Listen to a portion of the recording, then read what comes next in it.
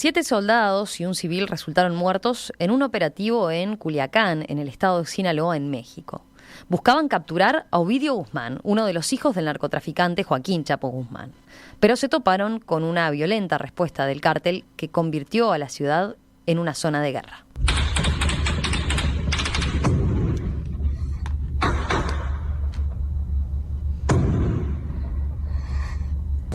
Hay una fuerte balacera en el sector de Avenida Universitarios y...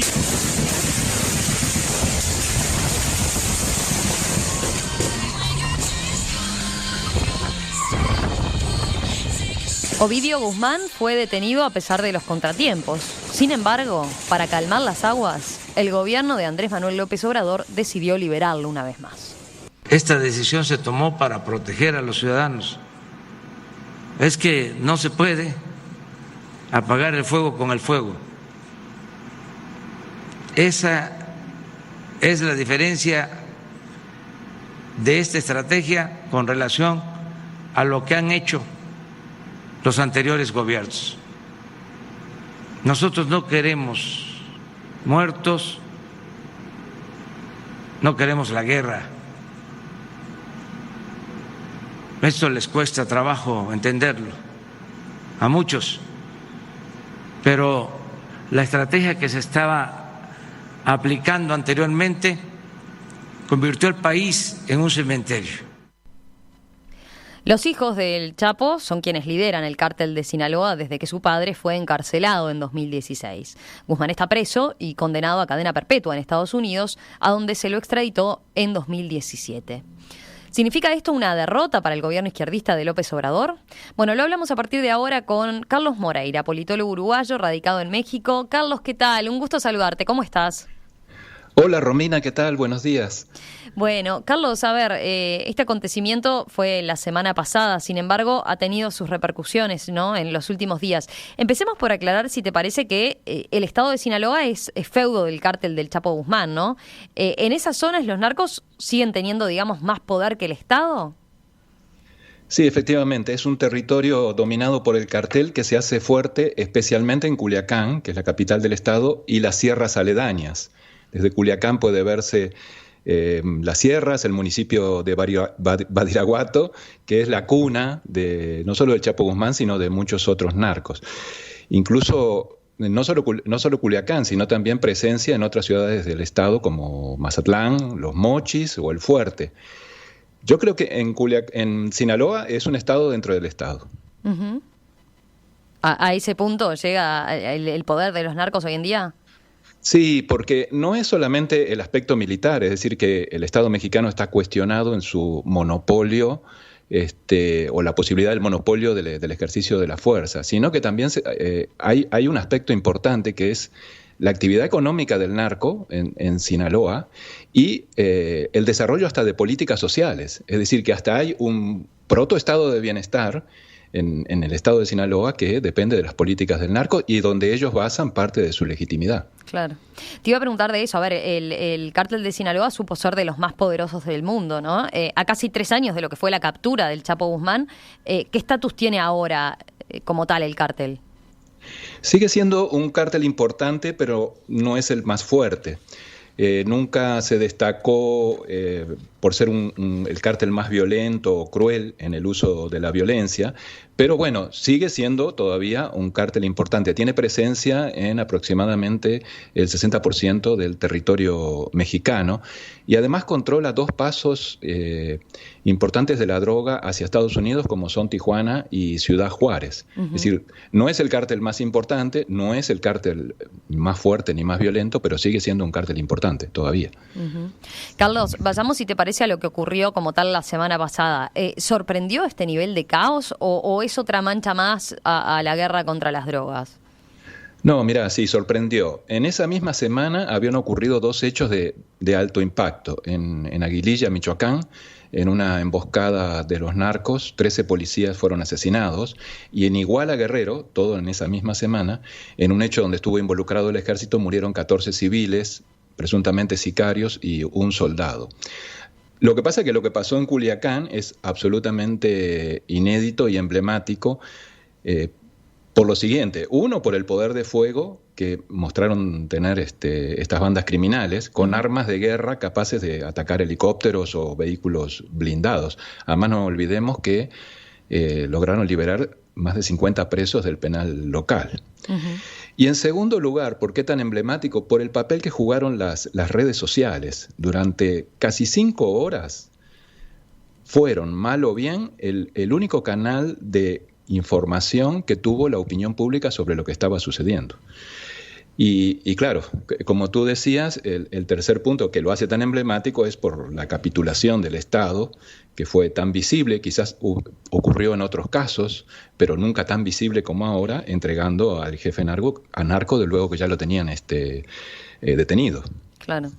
Sí, ahí quizás, ¿dónde estuvo el problema? ¿Hubo una mala estrategia para detener a Ovidio Guzmán? ¿Falta de planificación? ¿O efectivamente estaba todo muy previsto, pero bueno, el poder de fuego del cártel como tal y la respuesta que les dio excedió esa planificación? Sí, creo que es un poco todo eso. El gobierno ya admitió, en cierta manera, la culpabilidad por una mala estrategia. Creo que, paradójicamente, eso es lo que ha sostenido a algunos funcionarios, por lo menos en lo inmediato, para que no renuncien. ¿En qué consistió la mala estrategia? Bueno, no hay mucha información de cómo se decidió esa estrategia, quién la decidió, si esa era la estrategia.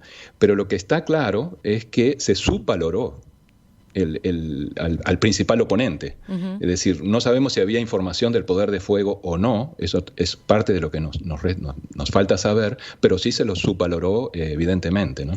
Claro. ¿Afecta esto políticamente a AMLO? ¿Cómo quedó el desempeño y los cuestionamientos que en un primer momento surgieron hacia el presidente? O, bueno, puede justificarse en su intento por alejarse de esto, de esa tesitura belicosa que mencionaba él un poco en el audio que escuchábamos, ¿no? Yo creo que la decisión que tomó AMLO es la correcta. Es decir, entregar a Ovidio Guzmán y evitar mayores derramamientos de sangre, por lo menos con el diario del lunes parece la decisión correcta. No sé si eso alcanza para decir que ha cambiado la estrategia. Ese es el argumento tal cual lo ha presentado el gobierno, pero creo que todavía falta que sucedan más hechos para saber si se cambió la estrategia. Es demasiado pronto para eso. Respecto al apoyo al gobierno y a la legitimidad, creo que acá hay dos cosas importantes. Que depende de dónde esté parado uno mirando esta verdadera tragedia. La gente en Culiacán aplaude, y la gente que estaba allí, que se estaba jugando la piel en el asunto, obviamente apoya la estrategia seguida por el gobierno. Y aparentemente hay otro mundo, que es la gente que no está en Culiacán, es decir, en el resto de México, que tiende a rechazar la estrategia, la decisión finalmente seguida. ¿En qué proporción? Todavía no lo sabemos. No hay una encuesta, han pasado pocos días, yo creo que se les están haciendo, uh-huh, para medir cuál es la reacción de la opinión pública. El presidente es muy sensible a la opinión pública. Yo creo que él también está esperando cuáles son esos porcentajes de apoyo o desaprobación a la estrategia. Yo creo, por lo que veo, México se está polarizando políticamente muy rápidamente, y creo que las líneas de aprobación o desaprobación pueden seguir en grandes medidas el apoyo, las líneas de apoyo o desaprobación al gobierno de AMLO en bloque. Es decir, hay como una partidización muy fuerte sobre la evaluación que se hace de los acontecimientos, y es posible entonces que Andrés Manuel López Obrador logre mantener ese 60% de apoyo que tiene hasta el momento en la opinión pública. Uh-huh. Más allá de este episodio, que obviamente no es menor, primero te iba a consultar cómo es la situación hoy en día en la zona. ¿Ya se ha vuelto a la normalidad absoluta después de que se dio la liberación de Ovidio Guzmán? ¿Cómo ha seguido en estos últimos días? Sí, se ha normalizado la situación. Podemos ver a través de la información que hay patrullajes del ejército y presencia militar, y la situación está normalizada, entre comillas, ¿no? Claro.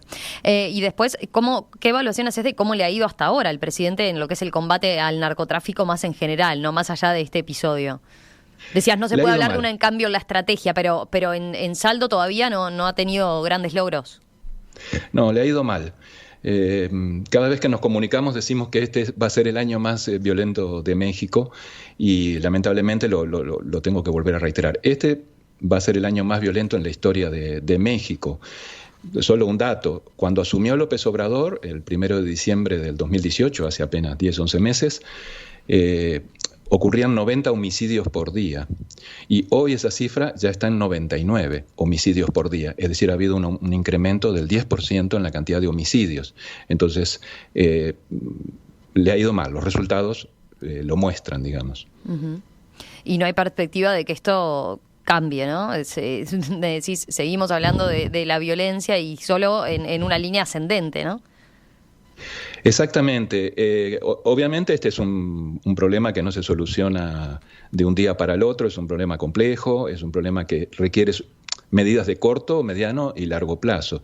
Lo que creo, esa es mi perspectiva sobre este tema, que la militarización de la seguridad pública ha sido un fracaso. En los últimos 12 años en México realmente no se ha logrado no solo no reducir la cantidad de homicidios, por ejemplo, que ocurren, estamos en aumento, sino que lo que vimos el otro día es que incluso las bandas criminales ahora están armadas ya a guerra.